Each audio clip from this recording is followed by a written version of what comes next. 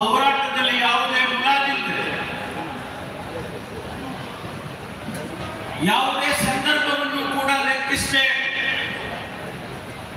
ಆ ಶೋಷಿತರಿಗಾಗಿ ಬಡವರಿಗಾಗಿ ಧ್ವನಿಯನ್ನು ಎತ್ತಿದ್ದಾರೆ ಅಂತ ಹೇಳಿದ್ರೆ ಅತಿಶಯೋಕ್ತಿ ಆಗುವುದಿಲ್ಲ. ಸಹಕಾರಿ ಕ್ಷೇತ್ರ ರಾಜ್ಯದಲ್ಲಿ ಅತಿ ದೊಡ್ಡ ಬದಲಾವಣೆಯನ್ನ ಕಂಡಿದೆ. ಸಾಮಾಜಿಕವಾಗಿ ಆರ್ಥಿಕವಾಗಿ ಇವತ್ತೇನಾದರೂ ಬದಲಾವಣೆಯನ್ನ ಗ್ರಾಮೀಣ ಪ್ರದೇಶದಲ್ಲಿ ನೋಡೋದಾದ್ರೆ ರೈತ ಸಮುದಾಯ ಬದಲಾವಣೆ ಆಗಿದ್ರೆ, ಒಂದಿಷ್ಟು ಆರ್ಥಿಕವಾಗಿ ನಮ್ಮ ರಾಜ್ಯದ ರೈತರು ಶಕ್ತಿಯುತವಾಗಿದ್ರೆ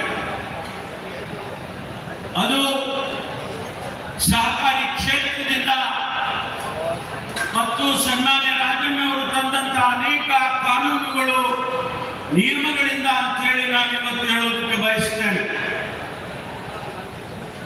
ಅವರು ಯಾರು ಸಾಲ ತೆಗೆದುಕೊಂಡಿದ್ರು ಅಂತಹ ರೈತ ಒಂದು ವೇಳೆ ಮರಣ ಹೊಂದಿದ್ರೆ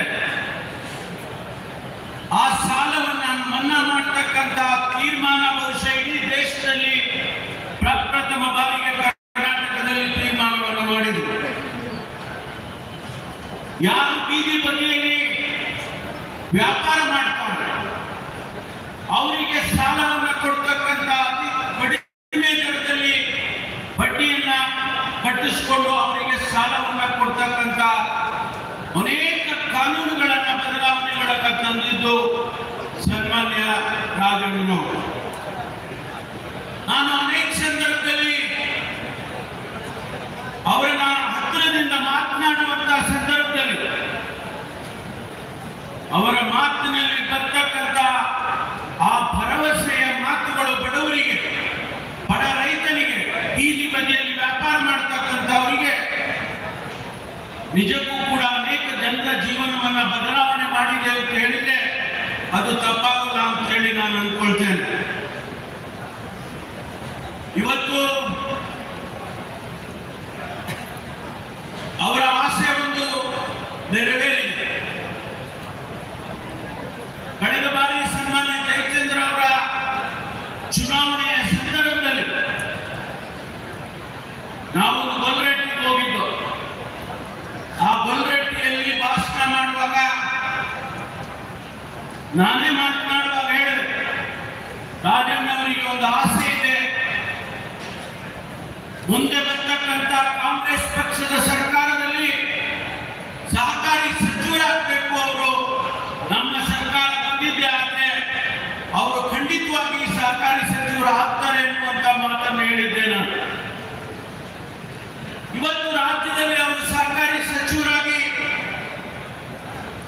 ಮಾನ್ಯ ಮುಖ್ಯಮಂತ್ರಿಗಳು ಸಿದ್ದರಾಮಯ್ಯನವರು ಅವರ ಆಸೆಯನ್ನು ನೆರವೇರಿಸಿಕೊಟ್ಟಿದ್ದಾರೆ. ನಾನು ಅವರಿಗೆ ಅಭಿನಂದನೆಯನ್ನು ಈ ಸಂದರ್ಭದಲ್ಲಿ ಹೇಳುತ್ತೇನೆ.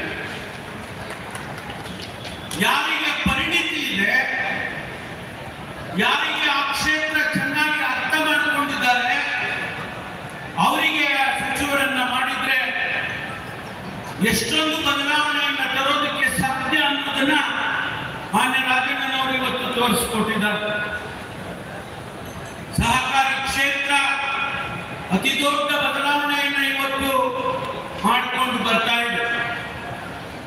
ರಾಮಚಂದ್ರಪ್ಪನವರು ಹೇಳಿದಾಗೆ, ಬರಗೂರು ರಾಮಚಂದ್ರಪ್ಪನವರು ಹೇಳಿದಾಗೆ ಲಕ್ಷಾಂತರ ಗ್ರಾಮ ಪಂಚಾಯಿತಿಗಳ ಸದಸ್ಯರುಗಳು ಅಥವಾ ಸೆಲ್ಫ್ ಹೆಲ್ಪ್ ಗ್ರೂಪ್ ಅಂತ ನಾವೇನು ಕರೀತೇವೆ ಆ ಸಂಘ ಸಂಸ್ಥೆಗಳಿಗೆ ಸಹಾಯ ಹಸ್ತವನ್ನು ನೀಡತಕ್ಕಂಥ ಸಹಕಾರಿ ಕ್ಷೇತ್ರ ಇವತ್ತು ರಾಜ್ಯದಲ್ಲಿ ಇಡೀ ದೇಶದಲ್ಲಿ ದೊಡ್ಡ ಬದಲಾವಣೆಯನ್ನ ಕರ್ನಾಟಕ ರಾಜ್ಯ ತಗೊಂಡು ಬಂದಿದೆ. ಅದಕ್ಕಾಗಿ ನಾನು ಮಾನ್ಯ ರಾಜಣ್ಣವರಿಗೆ ವಿಶೇಷವಾದ ಅಭಿನಂದನೆಯನ್ನು ಈ ಸಂದರ್ಭದಲ್ಲಿ ಹೇಳಬೇಕಾಗ್ತದೆ. ಮುಂದಿನ ದಿನದಲ್ಲಿ ಕೂಡ ಅವರು ರಾಜ್ಯದ ಸಹಕಾರಿ ಕ್ಷೇತ್ರವನ್ನ ಇನ್ನೂ ಹೆಚ್ಚಿನ ರೀತಿಯಲ್ಲಿ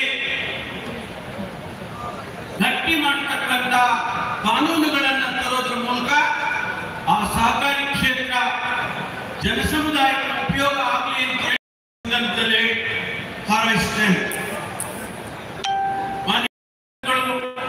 ಇವತ್ತು ನಮ್ಮ ಜೊತೆಯಲ್ಲಿ